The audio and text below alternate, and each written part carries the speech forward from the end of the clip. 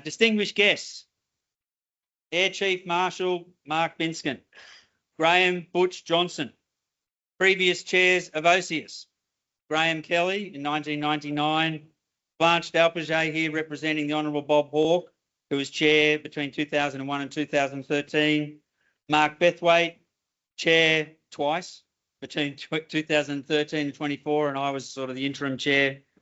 Our current chair, Andrew Aitken, our board, Catherine Lloyd and Dave Fox, our loyal shareholders all, and our incredibly awesome Team OSIUS staff. Welcome. We welcome you all, and we also welcome our special guests. We have Brett Van Munster. Brett, bring them in a bit more. Where are you, Brett? You're good at herding. Bring everyone in. Brett's our boat builder who builds the 18-footers. Steve Quigley. Steve here, 123 Naval Architects, who designed Wild Oats. Cam Bailey from Aluka Yachts, design and build our rudder flippers. Wazza from Ulladulla, who builds our mechatronics and mechanical items. Gavin Adam from Talus. Andy James from Sonatech Atlas. Peter and Lester from Jeds. Mel from L3 Harris. Nicole and Daniel from Minter Ellison, our lawyers. Mick from BSI. Our new friends from Litchfield, Felk, Saronic and Helsing. Ladies and gentlemen, welcome to our new factory.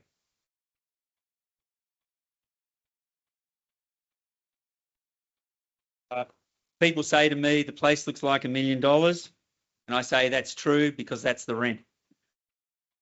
Ari from Goodman's is maybe here. I just want to say we really appreciate you're a great landlord and it's a fabulous facility. And we also have 600 square metres of pre-production facility at Morisset and 900 square metres of forward operating base at HMAS Coonawarra, Darwin.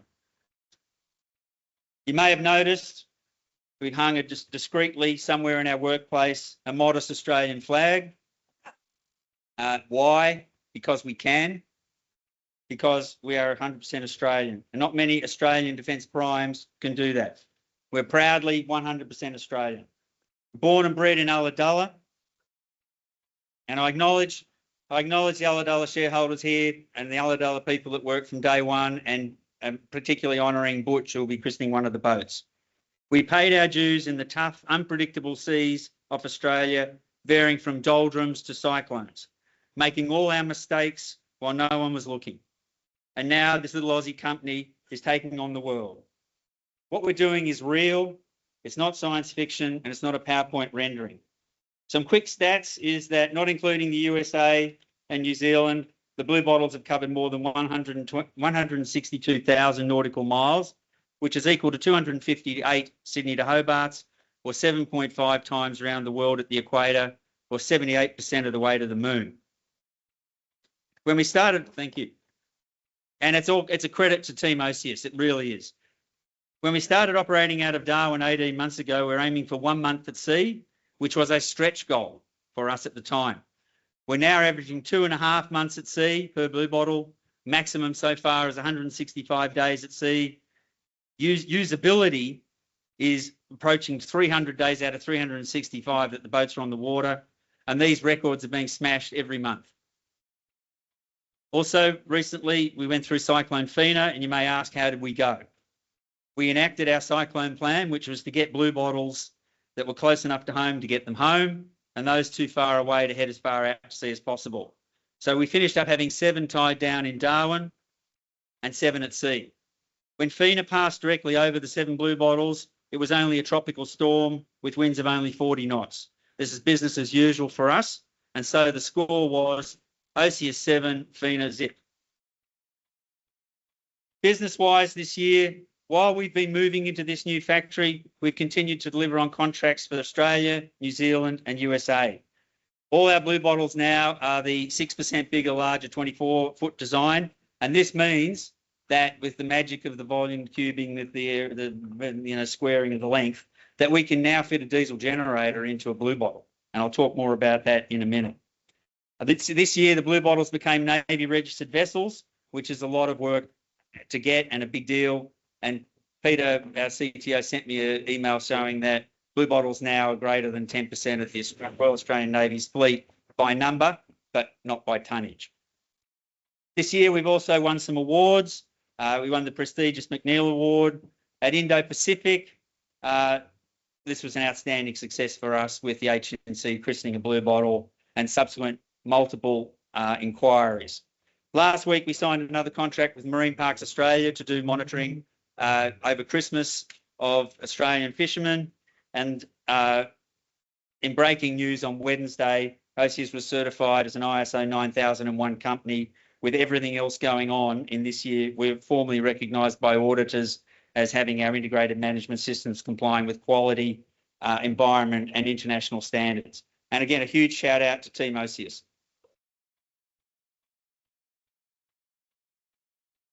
In summary, ladies and gentlemen, this year's been a cracker year. Our BD team, which is Rob Rez and Nick over there, put your hands up. This is the first time we've ever had a BD team. Business development. And we have more to announce in the coming months, so stay tuned. Our mission has always been clear: to be the best persistent, intelligent maritime platform on the planet.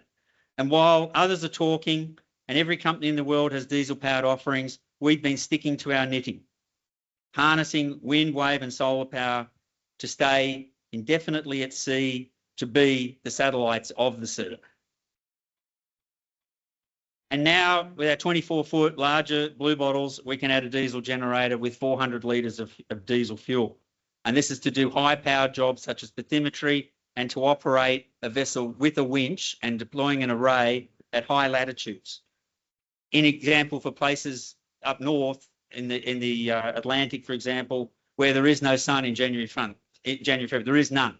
So our renewable energy boats, which while they thrive north of Australia, would run out of power. But this is without losing our unique advantages of proven seaworthiness, our keel winch, and our disruptively low logistics. With the move and everything else going on, we've been building a blue bottle a month, but now I am set on a path with these premises and with our Morisset premises and with the Defence Trailblazer grant of $2 million using AI to optimise our workflows to build the machine that builds the machine, to deliver one blue bottle per week out these doors by June of this year, of next year. And we're going to need to do it. And once we've worked that out, we can reproduce that facility somewhere else and double our production. As we're building capability, we're also building trust. Trust people in our platforms that can operate for months at sea, and trust in OCS as an innovative, agile partner who listens and learns and delivers and over-delivers on time and budget. We are making autonomy at sea not just a technological leap, but a strategic leap for our partners worldwide. We live in uncertain times, ladies and gentlemen. As a profitable robotics company based in strategically safe Sydney, hiring the best and brightest people in Australia,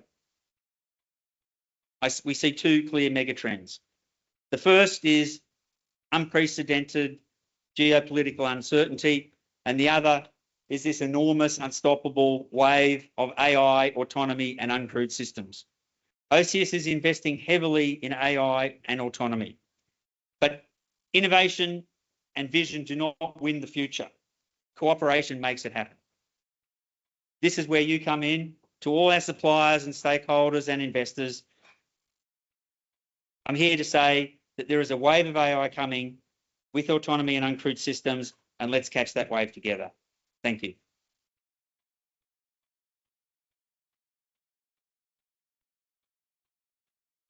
Now, ladies and gentlemen, it's time to charge your glasses. If you can make sure you've got a glass charged. It's my very great honour that I invite you to participate in the formal christenings of the first of our new diesel hybrid 24-foot blue bottles. These are the first blue bottles with diesel power and a winch, and they have the same hull, same mould, same trailers, same platform, same logistics and same AMSA rules as our 24-foot renewable energy boats. And so if you were looking at them out at sea, you wouldn't know, if you were the bad guy, you don't know which blue bottle is which, right? This marks a significant milestone. As I've mentioned, it enables us to deploy arrays at high latitudes where there may be little or no sun. Ladies and gentlemen, I am deeply honoured that these first two vessels will be christened by Butch Graham Johnson and by Air Chief Marshal Mark BINNY Binskin. This marks a full circle for me from starting as Solar Sailor Proprietary Limited with a catamaran in Ulladulla with a Hobie Cat to now in 2025 OCS literally being a defence prime in Canberra. Not a very big one, but a defence prime. Firstly, Butch. I've known Butch since 1986, so 29 years, mate. I met him sailboarding in the 70s and 80s at the beaches around Ulladulla on the New South Wales coast. Depending on the conditions, sailboarders would congregate at the same spots, and over time, I got to know Bruce Heggie and Graham Butch Johnson, nicknamed Butch by his dad, but you might be able to clarify that. It's not to do with his lifestyle. When I had an idea to enter a solar boat race in 1997, I went to Bruce Heggie, who built me a number of surfboards and sailboards, and said, can we build a big Malibu surfboard with solar panels on it so we can angle it to the sun and the wind as we go around the lake? And he said, no worries, we can do that, and we should ask Butch to be involved. The rest, of course, is history. Butch, the person, designed and built the joints for the Marjorie Cay, Sydney Solar Sailor Ferry, Hong Kong ferries, and Shanghai Ferry. He was there every step of the way, building joints and multiple scale models. Remember the models, which we've sailed on Lake Burrell, and then Nemo and Bruce, the first real blue bottle USB. I think it is also really appropriate that one of the first diesel hybrids, which have more grunt and power than our renewable energy boats, should be called Butch. I did come up with an acronym, Butch, bathymetric underwater towed array capable hybrid.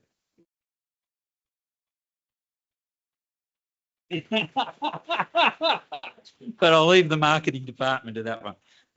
Butch the person is one of the kindest human beings on the planet, and is a true honour now that time and times have aligned so that you can christen one of the first blue bottle hybrid class boats, Butch. May I ask you to do the honours?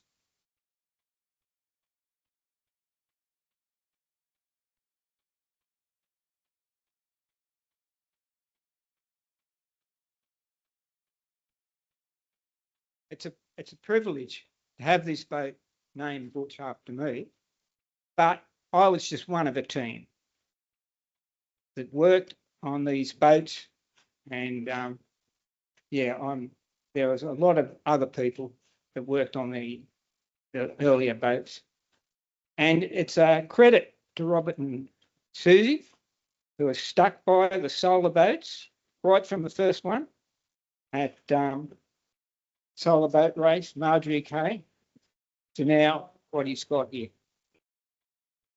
Anyway, with that said, I'd like to christen this boat Butch.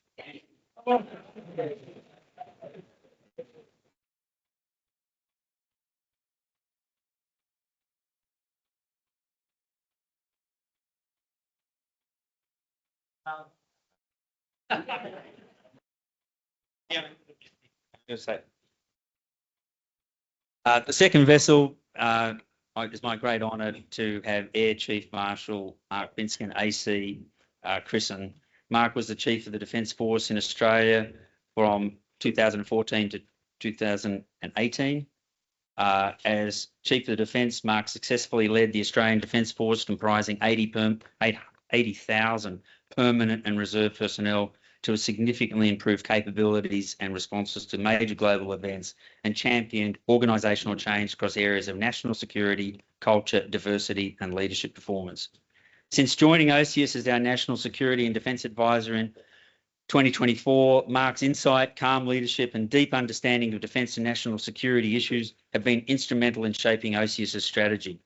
Beyond his professional contributions, Mark has become a valued friend and a mentor to me, offering steady guidance with an invaluable blend of wisdom, humility and generosity.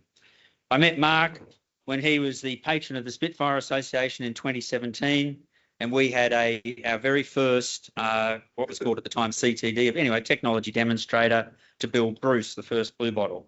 And we're talking at a Spitfire function, and Mark said, come and see me in Canberra. So Scott Peake and I, Scott here, who was working for Tallis at the time, went into Building 1 Russell, to the top floor to meet the CDF. We showed him a few pictures of our 19-foot blue bottle Bruce, and the CDF said, "When is this demo on Jarvis Bay?" And we said August the 17th, and he said to his staff, "Where's my diary? Block it out, I'm coming." So I rang our Defence Innovation Hub, or the CTD project manager, Duncan, a highly professional, no-nonsense Scotsman who was running about 20 different innovation contracts at the time. I knew him well and he was a lovely guy, but he never, ever answered his phone on the first go. He'd always ring me back within 24 hours and be super professional and friendly. But anyway, I rang him, I left a message on his phone and said, "Duncan, the CDF is coming to our demo." 30 seconds later, my phone rang and it was Duncan. He didn't say hello. He just said, and I quote verbatim, and I'll try to do the accent, "You've just ruined my whole fucking day." And I said, "What? Why?" And he said, "Well, now I've got to organise painting everything that needs painting, varnishing everything that needs varnishing, and painting the grass green." Anyway, Binny flew down in a helicopter, landed on the square of HMAS Coonawarra, Creswell, gave an inspiring speech to the cadets, came out on a boat and saw the demo. And I remember, Binny, you saying to me, "I like this because it enables me to monitor over the horizon while keeping my important assets for important things." I never forgot that, Binny, because what we talked about then is what we're doing now. Thank you. Again, it is a great honour for you to christen one of the first blue bottle hybrids. May I ask you to do the honours?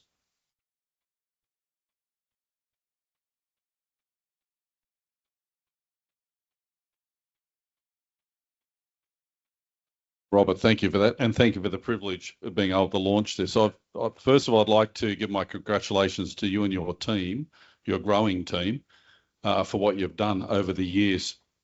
As I think Steve Hughes said, when he did smile, and they should have marked that moment, you didn't deliver on a promise, you delivered on a vision. And I've watched it from afar, and have had the privilege in the last couple of years of actually being on the team. Listen, the blue bottles that I saw in Jarvis Bay were a game changer back then. New generation, the game's higher. And I look at these, Butch and Binny, and the network that'll be around them, and I think you've got a boat that will operate anywhere, anytime, any weather, to deliver persistent maritime ISR so that nations can ensure their sovereignty. Whether it's around the Australian coast or off Greenland, these boats will be able to operate anytime, any day. So congratulations to everyone. And I'd like to say God bless Binny. I don't know if I can say it. Anyway, God bless Binny and all those who don't sail in her.